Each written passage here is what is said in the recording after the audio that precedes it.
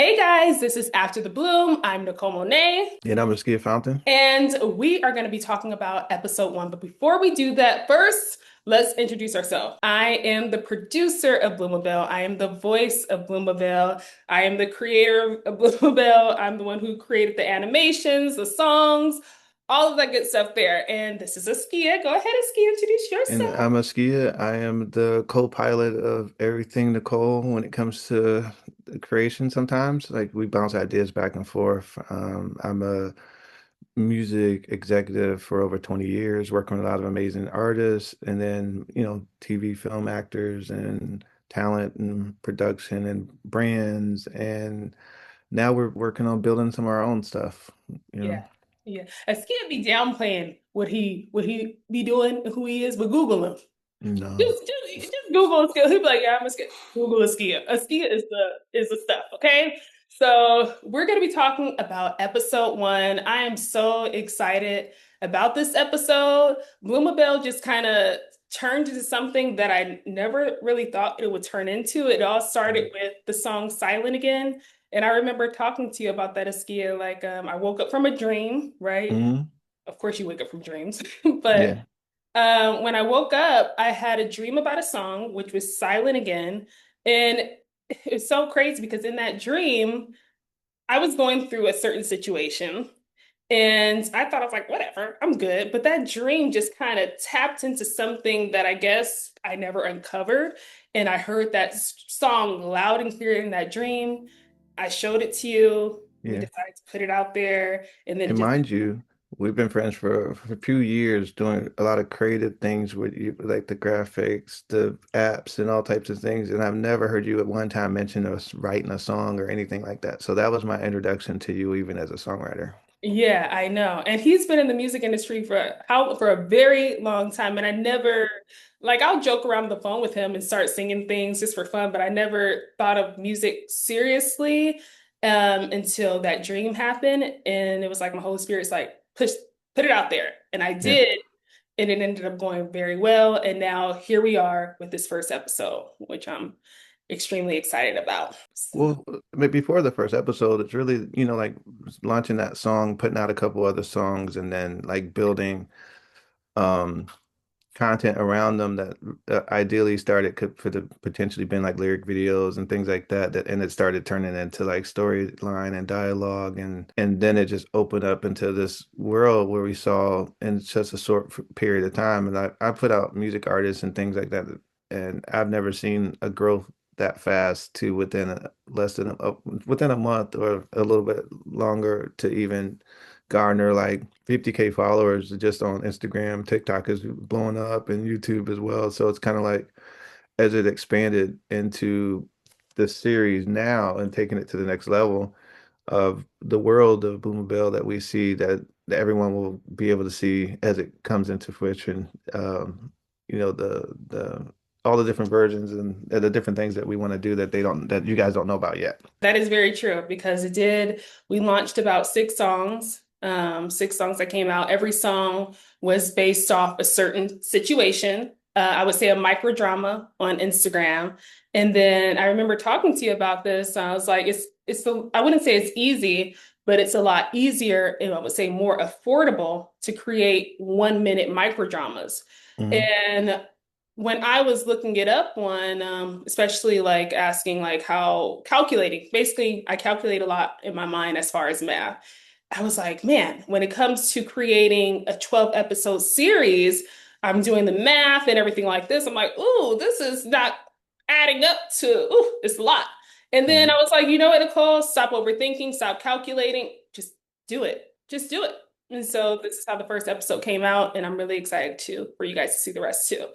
So now can we dive in? Let's dive into the Yeah, first let's dive into episode. it. Yep. Okay, so the first episode, the dating game.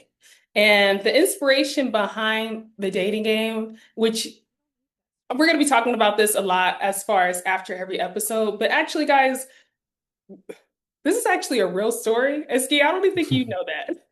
No. Yeah, it's a real story. It's like a lot of the things that you're going to see is a lot of the situations I've been through kind of jammed into mixes of things, you know? Um, And friends and their conversations and Friends. things too. Not Yeah. album people, but yeah, we have a lot of conversation around a lot of different things that we either see on social media or real life that is mind blowing. You guys will be very entertained. Yes, exactly. Yeah. And let's talk about the characters really quick. So of Mhm. course we have Blooma Bell, which is the main character. She's more so, I would say, very what's the word, observant, patient, but also just kind of thinks but not say it out loud. That's why she speaks through her music. So of course, when it comes to Blooma Bell, we have Jade, which is the complete opposite, which is Blooma Bell's best friend. And Jade is like the person to pull her out her shell, just like, hey, what are you doing? Let's go here, let's do this, that fun girl, Yes. you know. Yeah, she outside but not outside. She's not outside, which actually we learned in this episode because Yeah, she is in a relationship, you know? yeah, yeah. So she outside but And not she's outside. convincing her friend who's a little bit more introverted, like me, all my friends do that too. I'm not out. I don't like being out, but they want to be at every party. They want to be at everything. And I'm just a fly on the wall there. But you're when you go outside, it's more so like you networking things. So you're introverted, but you're when you're It's work. outside. I've learned how to do that over years, but in my mind, I'm in a different place. So we have Blooma, introverted. Jay, she's not so introverted. Then we have Jay. Jay is more so, which we're gonna understand his personality a little bit more. Right now, he's very calm. He's very collective. I don't think he goes with the flow as much. He goes with the flow right now, but I feel like with Jay, he has like he's gonna do what he wants to do and not be pushed to do certain things that he does not want to do. But we're Mhm. gonna learn about his character a little bit more down the line. And then we have Derek, Jay's best friend. Derek. Derek is I got a lot of Derek friends. I got a I lot think of we them. all I think we all know that Derek friend to where they don't, I mean, they think, but I guess they think they don't really care about the actions that can happen afterwards. They're more so like, I'm about to do what I have to get done now. We'll figure out what Yeah, happens later on, you know? doing the most. Yeah, So Derek right now, of course, we don't know his job situation as of now, but as of right now, he doesn't have a car. He has a baby or going to be baby mom, right? hmm Because she's pregnant, which is Keelani, which we'll talk about soon. And he just took her car like nothing. Like, I need to use your car to pick up Auntie, another yeah, woman. yeah. That he just met on the that he don't even know, but he met on a date, and I'm sure he saw some potential to um take advantage of, no matter whether it's financial means or whatever. But she's a little bit more seasoned than he is, and again, he's doing the most and just outside. We just gotta have to see when it comes to Derek. We have to see. And then we have Keelani. Keelani's more so like she's pregnant, tired. It is what it is. But then we have her brother, right? And her brother is very observant. Her brother lives with her and it's just kind of seeing things. And I feel like guys know about other guys. Like you guys Yeah, could read. I think we get more protective over. It's like a weird thing, right? Like we're men, right? Like we would treat our daughters and our siblings differently than we would treat a person that we were with or dating, right? Mm, Like he could be his brother could be just like Derek, but for some reason he cares a lot more because that's his sister, her little sister, right? And he may do things differently because that's his sister, or he may be a good guy and he just don't like what y'all call the F boy behavior.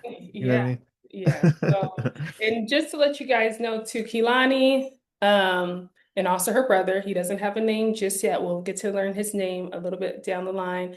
They are of Samoan descent, which to me, I wanted to put in there because I'm from Los Angeles, Inglewood, right? And we have our backgrounds are a little bit different. Of course, we have Black, which I'm Black. We have Hispanics, El Salvadorian, Mexicans, Samoans, Filipinos.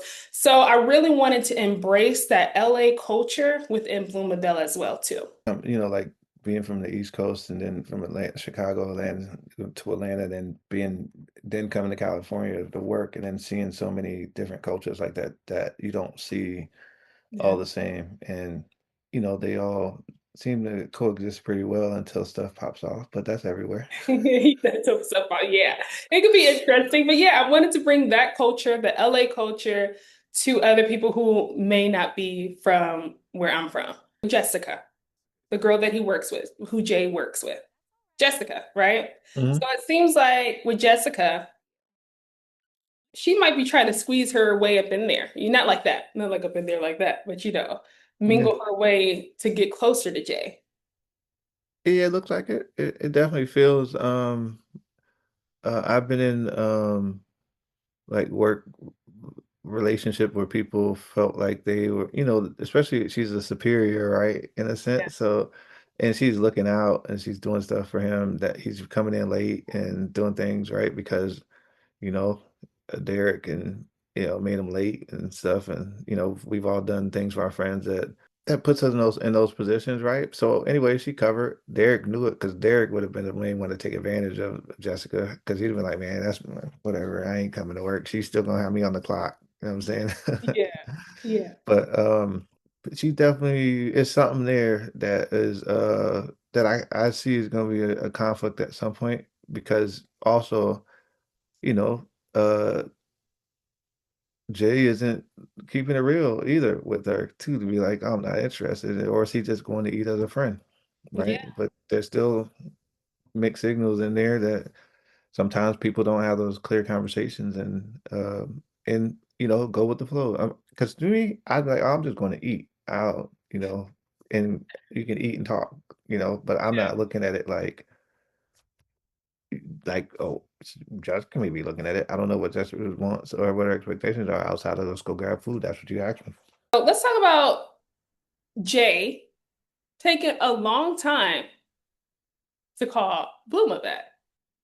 And then it's like he's going throughout his day. But this is my thing. It's just kind of like, I don't know. It's something with me when it comes to promises. If you're going to say, hey, I'm going to hit you up later on today, and it takes you days to do that. I don't I know. don't I don't think know if that other women means feel the same thing.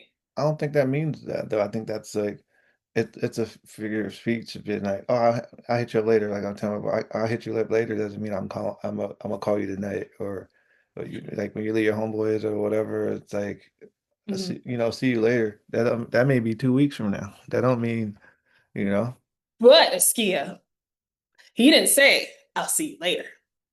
He said, I will hit you up later on You can today. run the clip back. Okay, let's run the clip back. Before you leave, do you mind if I take your number? Yeah, I would like that. Okay, I'll hit you up later today and maybe we can meet for food or something. Okay. You But see, still, it's the same. It's like it doesn't. I mean, I guess he says if I'll hit you up later tonight, then there's an expectation to say like, oh, okay, I'm on the lookout for that. But you know, I just met this person, so I don't think it's that serious for me to be like having expectations.